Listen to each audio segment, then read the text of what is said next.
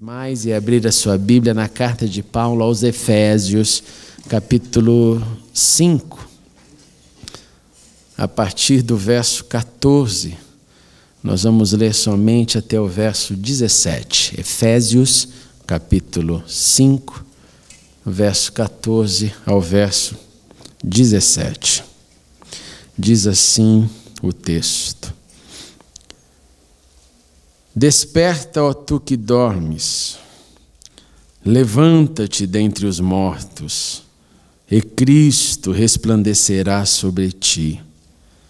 Tenham cuidado com a maneira como vocês vivem, que não seja como insensatos, mas como sábios, aproveitando ao máximo cada oportunidade, porque os dias são maus. Portanto, não sejam insensatos, mas procurem compreender qual é a vontade do Senhor. Oremos uma vez mais. Obrigado, Pai, por esse tempo de adoração e pela liberdade que temos. Nós oramos agora por os nossos pequeninos que recebem a Tua palavra, que o Senhor possa nutri-los com a Tua graça, que as boas notícias possam ser acomodadas e recebidas por cada criança que tem vindo a este lugar. Que o Senhor abençoe os professores com Teu Santo Espírito e com a Tua unção, e que os Teus anjos estejam ali protegendo cada criança por todos os domingos, quando lá eles aprendem a Sua palavra.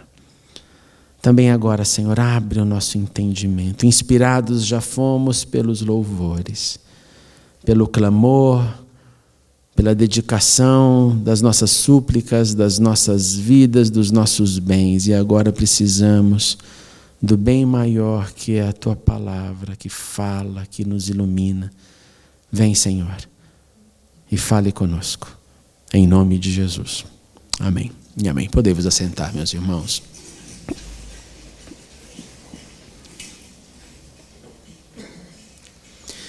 Se Deus é onisciente, se Deus é sabedor de todas as coisas, como nós acreditamos que Ele seja, Ele imaginou o pesadelo que se transformaria a humanidade mesmo antes desta ser criada.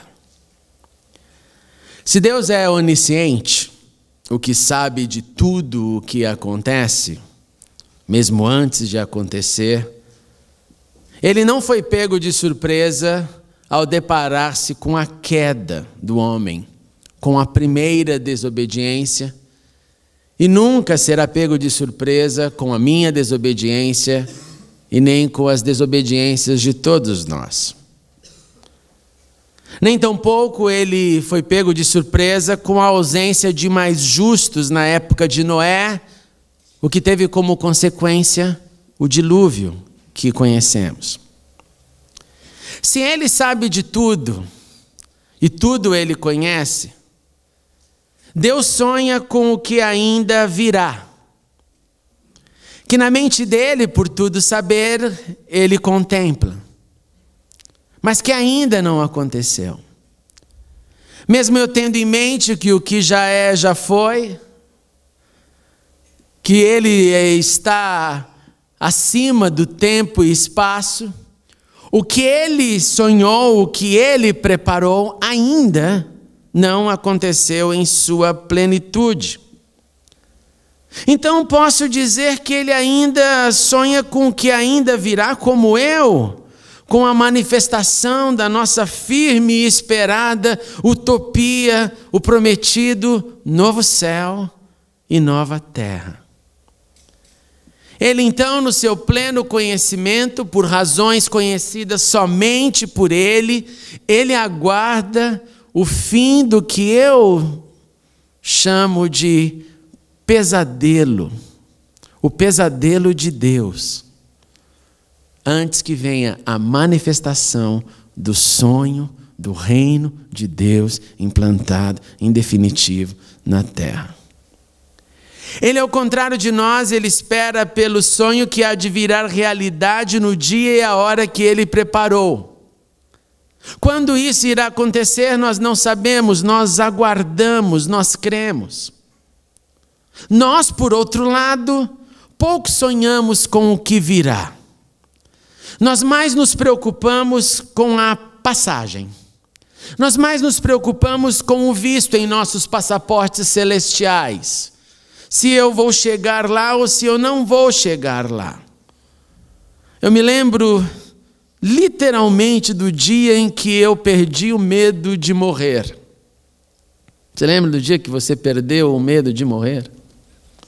Eu perdi o medo de morrer o dia quando uma pregação tocou tanto meu coração e o pregador deixou todos nós com uma pulga, que era um elefante atrás da orelha, dizendo: se você não tem certeza que está pronto para morrer e ir encontrar-se com seu Deus, você tem um problema para resolver.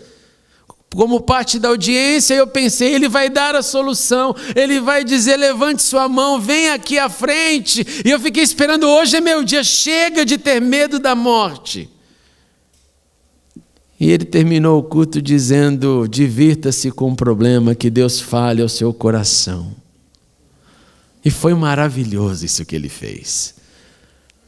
Porque ao invés de pegar a responsabilidade que era minha e de quem ouvia, ele disse: se você tem acesso a Deus, resolva isso com Deus. Antes de dormir, fale com seu Deus, porque eu não sou mediador entre Deus e os homens, isso é Jesus quem faz. E naquele dia, eu tinha 14 anos de idade, eu me ajoelhei antes de dormir e falei: nunca mais, Senhor, eu quero ter medo. Eu quero ter certeza que eu sou teu e teu para sempre. E naquele dia, de uma maneira milagrosa, acabou-se por completo qualquer medo de morte, qualquer medo de será que eu vou, será que eu não vou, se ele me pegar num dia mal, eu estou roubado, que ele me pegue num dia bonzinho. Acabou tudo isso, eu sou dele e vivo para ele. Mas depois disso, a grande verdade é que nós não ficamos. Eu não fiquei sonhando então numa expectativa maravilhosa, tentando decifrar o que o céu tem para mim, se a minha casa é grande, se é pequena, se é a rua. Eu não fico, eu sonho com o que eu posso ter na terra. E eu digo: o Senhor sabe do que Ele tem para mim, eu sonho com o que eu quero adquirir aqui. Sonhamos com o que poderemos deixar para os nossos filhos. Um pai sonha dessa forma: o que eu não vou fazer o meu filho sofrer aquilo que eu já sofri, não tem porquê. Sou totalmente contra aquela ideia: vou fazer meu filho sofrer para ele dar valor. Pelo amor de Deus, se eu já sofri por ele, toma meu filho, hoje ande acima do que eu andei. Suba nos meus ombros e veja mais do que eu vi. E não fazê-lo sofrer para entender, dar valor às coisas. Sonhamos com o desejo de desfrutar as possibilidades da vida. E isso não é ruim. As possibilidades estão aí, eu posso, você pode desfrutar das possibilidades da vida. E esse sentimento não é novidade, não é novo. Os discípulos foram encorajados a mudar esse comportamento quando Jesus, ali estando com eles, andando com eles, dando poder, dando do seu Espírito, dando autoridade, mostrando os grandes milagres, libertando pessoas possessas, fazendo curas maravilhosas. Jesus olha para esses seres humanos que andavam com o Filho de Deus, detecta neles já o desejo de tudo que é terreno e pouco do que é celeste, e olha para eles numa advertência direta, dizendo: olha, para com essa alegria de se alegrar porque os espíritos se submetem a vocês, mas alegrem-se porque os seus nomes estão escritos no livro da vida. Tenham outros ideais, tenham outros desejos que vá além do que é terreno. Isso não significa deixar o que é terreno, mas significa adicionar o que é mais importante que o terreno, porque é esse que vai ser material da minha e da sua eternidade. É o de lá e não o de cá. O ser infinito preparou algo que Paulo então descreveu como não revelado. Eu me alegro então porque o meu nome está escrito no livro da vida, mas eu não sei exatamente o que é. E tentar imaginar é perder tempo, porque não entrou nos nossos olhos, nos nossos ouvidos, na nossa imaginação, o que Deus tem preparado para aqueles que o amam. Agora, os seres finitos, nós queremos ver manifestado aqui na terra tudo o que nós identificamos como elementos que possam trazer ou gerar realização humana. Eu faço então com que a minha luta, fazemos com que a nossa luta na terra, para mim, seja viver uma possibilidade que me faça feliz. E isso não é mal, mas isso é somente parte do projeto. Porque eu devo então associar aquilo que eu quero fazer para mim, eu devo adicionar aquilo que eu posso fazer por você como meu próximo. Aquilo que eu posso fazer para a humanidade no geral. A marca que eu possa deixar como um rastro de boas notícias, porque recebi boas notícias. E isso então seria a plenitude desta vida. E o que seria exatamente isso? Seria a experiência de sonhar, sim, de lutar para que os sonhos sejam realizados, sim, mas tendo percebido se os nossos sonhos estão alinhados com propósitos maiores também. E que eles não são somente o reflexo daquilo que eu quero para mim, mas o que eu quero para mim, juntamente com o que eu quero para você, e repito, o que eu quero para o mundo e o que Deus deixou para mim, para que eu pudesse fazer para o próximo. Porque fui salvo para servir, ganhei para repartir, Deus me deu para que eu também desse para outros. E quando isso acontece, vem uma alegria que é superior à alegria das conquistas individuais. As conquistas individuais geram felicidade, mas a conquista que está alinhada com o que Deus tem para outros, ela eleva o nível da nossa alegria. Quando eu sonho, então, um sonho que tem o potencial de reverberar bondade, quando eu sonho um sonho que tem potencial de manifestar verdade, favor, salvação, eu estou sonhando em alinhamento com os planos de Deus. Quando eu sonho algo que é somente meu, eu estou sonhando com aquilo que eu desejo. E como eu disse, não há mal nisso. Mas em minha conquista do sonho, quando eu atinjo aquilo que desejei, eu estou inserindo no que chamei de o pesadelo de Deus, cenas de eternidade. E eu repito, se Deus é onisciente, se Ele sabe de tudo, Ele vive o que chamei de pesadelo da espera. Porque Ele espera aquilo que ainda não se manifestou, daquilo que Ele tem preparado. Mas Ele me convida a sonhar alinhado com a sua vontade de tocar e transformar vidas. O seu desejo de dividir com muitos aquilo que Ele tem. Nesse contexto, meus bons sonhos realizados funcionarão como oásis no deserto. Os meus bons sonhos realizados serão águas tranquilas que refrescam no calor da aridez. Nesse contexto, nós devemos sonhar e realizar tudo o que tem potencial de gerar bênçãos, de encorajar o próximo, de aliviar o meu irmão. E aí, se eu tenho então como possibilidade 2 caminhos, o sonho que é diretamente para mim, ou o sonho que reverbera para outros, eu posso checar minha agenda. E eu posso olhar para a minha agenda e perceber se a minha agenda é uma corrida só para o meu sonho, para os meus benefícios, ou se a minha agenda contém a corrida do que eu quero, mas ela também contém aquilo que faz bem para o próximo, aquilo que faz bem, aquilo que adiciona para o reino de Deus. Se então a minha agenda inclui a corrida para a manifestação dos sonhos que abençoam os outros, eu estou alinhado com os planos de Deus. Se a minha agenda é a corrida de tudo aquilo que eu quero só para mim, para o meu individualismo, eu tenho que te dizer que essa corrida não vai te realizar plenamente, pois ela é vazia, ela é a antítese da plenitude que eu mencionei. Ela pode gerar um sorriso no rosto, mas ela não é plena, porque plenitude é um ato de divisão de Deus para todos, e não para um querido em especial. Mas também pode haver um outro comportamento nesse contexto, que é a fuga de todo e qualquer sonho que tenha o potencial de tocar ou de expandir.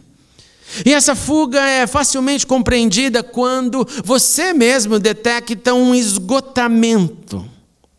O esgotamento que te faz perceber que tudo que te resta num final de semana, depois de muito trabalhar, é o cansaço que não permite mais espaço para nada.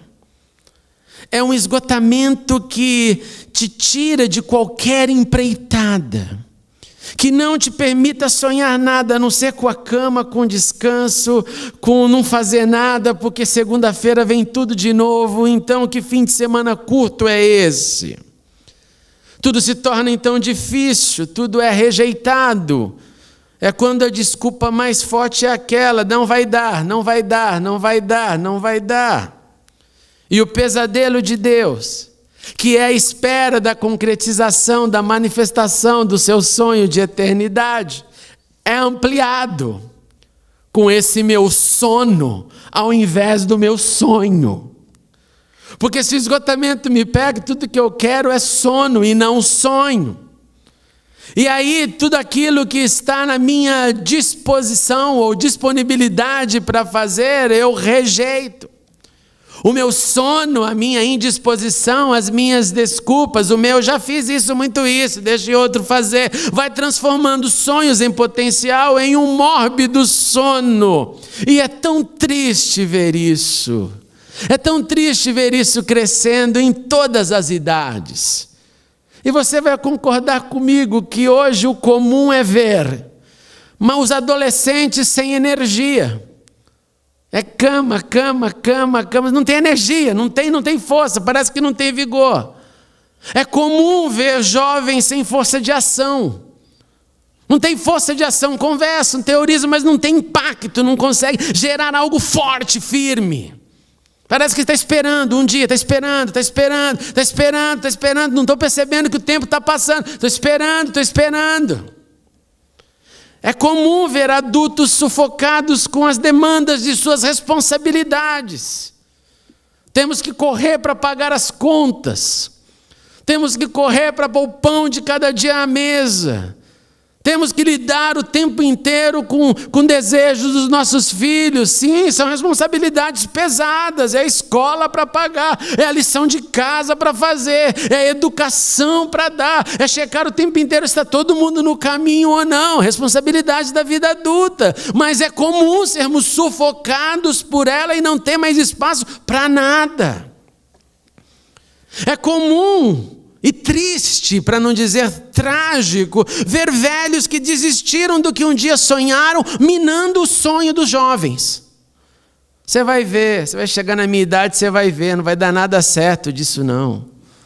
Você vai ver, eu também sonhei com isso, eu vi que no fundo não dá, então se contente com a vida que você tem. Sabe aqueles discursos trágicos de aconteceu comigo, vai acontecer com você, não tem escapatória. Recapitulando, eu posso ter sonhos que são bons, que são ideais, que me levam para um outro patamar. Sonhos da minha individualidade. Eu posso ter sonhos que representam um alinhamento, um paralelismo com Deus, que eu estou agindo de acordo com aquilo que Deus tem, não para mim, mas através de mim, ou com o meu serviço para tocar outros.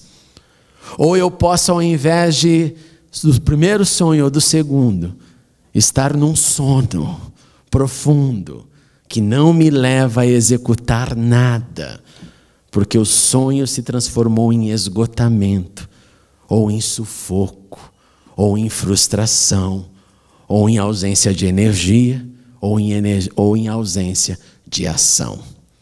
Você tem 1 minuto para conversar com quem está do seu lado. Em que estado você está? Divirta-se. Sonhando e lutando pelos seus sonhos, sonhando os sonhos que Deus tem para o mundo, ou dormindo. Vamos lá, abre o coração, põe para fora.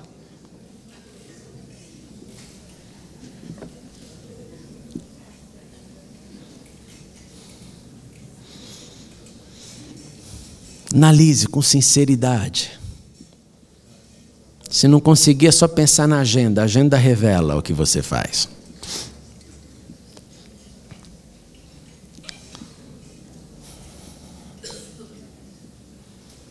Obrigado.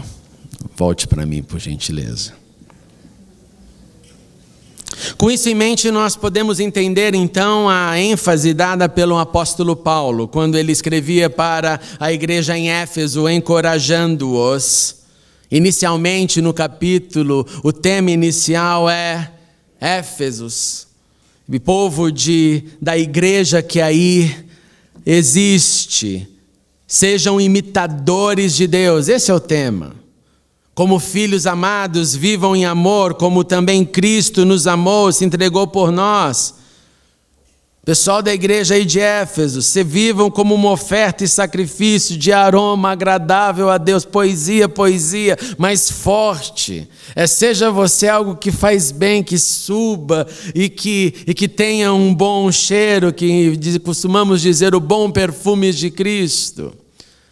Paulo prossegue em sua introdução falando sobre a responsabilidade da comunidade chamada igreja, que tem que viver atenta com os cuidados da sua própria vida, do seu caminho, por onde anda, por como vive, como manifesta a sua crença. E o apóstolo então trata de repente nesses conselhos, nesse incentivo e encorajamento, ele trata a condição do desânimo ao invés dos sonhos, do esgotamento ao invés da vitalidade que é provinda do Espírito Santo. E quanto mais eu leio Paulo, mais eu tenho a sensação de que ele deveria ficar com muita raiva de gente mole. Acho que ele não conseguia entender o que acontece. Nós temos o Espírito, e com o Espírito você não está conseguindo levar uma surra, levantar e continuar na cabeça dele, na força dele. E ele então começa com o trecho que lemos: desperta, desperta, ó tu que dormes, levanta-te dentre os mortos e Cristo resplandecerá sobre ti. Acorde do sono. Acorde do sono que o coloca na inércia. Acorde do sono que o faz procrastinar tudo. Amanhã, depois de amanhã, depois de amanhã. Deixe de ser telespectador, pois em alinhamento com Deus e seus planos não somos chamados para dormir e deixar a vida passar. Acorde dessa falsa ilusão que está dormindo para sonhar, porque já parou de sonhar quando o sono te enfeitiçou e o esgotamento é tudo que resta. Acorde, pois você é importante, pois você é parte de um plano que vai além do que a sua vontade pode dizer para você que você deve executar. Acorde, porque tem um sonho a ser realizado e o teu vizinho não vai fazer da forma que você faz, porque o jeito que você faz é você fazendo e não ele. Acorde do sono, levante-se, tenha uma ação, reaja positivamente, ao invés de encolher, lute pela expansão, porque cantamos, proclamamos Deus grande, altíssimo, poderoso. afirmamos o poder do Espírito em nós, aprovamos Deus de milagres em nós e encolhemos ao invés de expandir. Preferimos o não vai dar do que vai dar, porque o Senhor é conosco. Saia do ambiente dos mortos, é o que Paulo diz. Pois se vivos estamos, como seres vivos, vivificados por Cristo, iremos resplandecer. Paulo continua: tenha cuidado. Perceba então a maneira como vocês vivem, que não seja como insensatos, mas como sábios. Acordados, no resplandecer, na luz de Cristo em nós. Não permita que nenhuma insensatez, nenhuma negociação com si próprio possa roubar a sua vocação, os seus sonhos, ou transformar os seus sonhos em sono. Não negocie com a própria mente. Não faça a própria matemática se ela for negativa, negativa, negativa. Porque o Espírito está em nós. Pois o sábio, escute isso, não pode ser sábio se somente saber o que pode ser feito, sem decidir-se pelo quando fazer. Isso é teorizar, é analisar, é constatar. Isso é insensatez. Pois o insensato pensa, o insensato imagina, mas porque vai dar trabalho, ele prefere nada executar. Ele troca o sonho pelo sono. Ele gosta mais de dormir. Pelo contrário, Paulo prossegue: aproveitemos ao máximo cada oportunidade. E ele não diz isso porque os dias são maravilhosos. Já naquela época ele dizia: aproveitemos ao máximo porque os dias são maus. Escute a voz do apóstolo: aproveitando ao máximo significa chegar às últimas consequências, esgotar todas as possibilidades, pois atingir, ele minimiza o impacto sempre presente dos dias maus em todas as épocas. Esse expandir nos dá força para encarar a vida com fé que é renovada e não com fé que é reprimida ou que sofre processos de depressão e de queda. Não, o atingir me eleva cada vez mais acima, que me leva cada vez mais para um novo ânimo, como Cristo nos falou: tende bom ânimo. O atingir revitaliza a minha vida. O atingir me faz acreditar que eu posso continuar sonhando ao invés de dormindo. E o apóstolo conclui, novamente usando a mesma expressão: não sejam insensatos, mas procurem compreender qual é a vontade do Senhor. Não deixe a insensatez te dominar, porque ela vai te cegar quanto ao plano de Deus na sua vida. Não deixe o sono te dominar, porque ele vai fazer com que a sua expressão, o seu alcance, te leve a uma tristeza interior. E preste atenção, meus irmãos, não confunda o que você já atingiu na sua individualidade. Não confunda o que Deus, pela sua misericórdia, tem te dado. Talvez o seu trabalho, a sua estabilidade, a sua vida, a sua casa, o seu carro, coisas que vêm do Senhor. E que a Bíblia nos diz: vá, sim, curta o seu vinho, coma a sua comida, o Senhor já se alegrou de ti. Não confunda isso com os sonhos maiores que Deus tem para realizar através de você, para tocar o próximo. São áreas distintas. O pesadelo de Deus é para nós um tempo de graça, é um tempo de favor, quando eu ainda posso sonhar e lutar pelas manifestações dos bons sonhos. É como se ele falasse: eu aguardo a eternidade, porque eu criei a eternidade. Se você espera pela eternidade, imagina quem criou a eternidade. Se você e eu esperamos o dia, como cantamos, lá está o meu tesouro, lá onde não há choro, onde todos cantaremos juntos, hinos de louvor ao Senhor. Imagine quem inventou essa história. Por isso digo, eu acho que ele vive então um pesadelo, mas o pesadelo dele é chance para mim, é chance para você, para manifestarmos sonhos que toquem o próximo. Ele espera a manifestação do seu plano de redenção, de eternidade manifestada, enquanto nós somos convocados a despertar do sono nocivo. Sono que remove possibilidades de, alinhados com Ele, contribuirmos para mais manifestações de bondade, mais pluralidade, mais gente sendo abençoada, ao invés de só vinde a mim, venha a mim o meu reino e que seja feita a minha vontade, que seja mais o dele e menos o meu. Somos encorajados a fugir da insensatez, a fugir das fugas e escrever histórias de sabedoria. Histórias que marcam a vida do próximo, histórias que servem de anúncio do que um dia virá.